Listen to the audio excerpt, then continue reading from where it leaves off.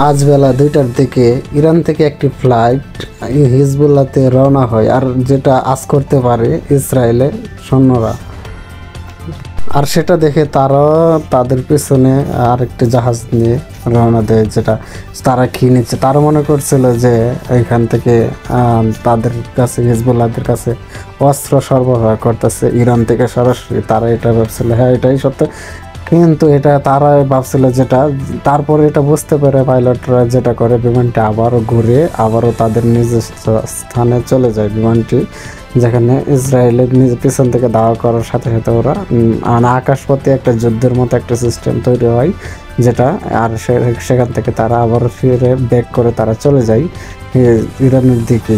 আর সেটা তারা এখন আঁচ করতে পারে যে অবশ্যই যে হিজবুল্লাহরা এখন যে যুদ্ধের ইয়াগুলো দেখাইতেছে সবগুলো কিন্তু আপনার ইরানের শক্তি দিয়ে কিন্তু তারা দেখাইতেছে। আর ইরানও এটা চাইতেছে যে হিজবুল্লাহকে যথেষ্ট যতটুকু দরকার তারা হেল্প করে সাহায্য যেভাবে পারে তারা করবে। এমন একটা দল তারা তৈরি করতেছে, যেটা হচ্ছে ইরান আর হিজবুল্লাহ মিলে এমন একটা দল তৈরি করতেছে হিজবুল্লাহর সাথে কাজ করবে, যার হচ্ছে একটা শক্ত একটা দল, যেটা হচ্ছে তাদের সাথে যুদ্ধের ক্ষেত্রে যেগুলো কাজে লাগবে আর কি, তাদের সম্পূর্ণ রকম ট্রেনিং দিতেছে।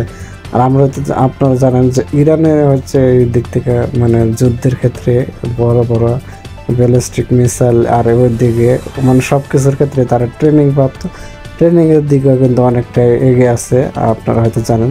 আর তার জন্য কিন্তু এখন পর্যন্ত দেখুন এই আজকের যে ঘটনাটা ঘটছে, এটা কিন্তু ইসরায়েল কিন্তু একটু হইলো একটু ভয় পাইছে, যেটা হচ্ছে আপনারা দেখতে পাইছি যে আজকে 2টার দিকে যে বিমানটা গেছিল, সে বিমানের পিছনের সাথে সাথে এই বিমানটা আবার ঘুরে ব্যাক আসে।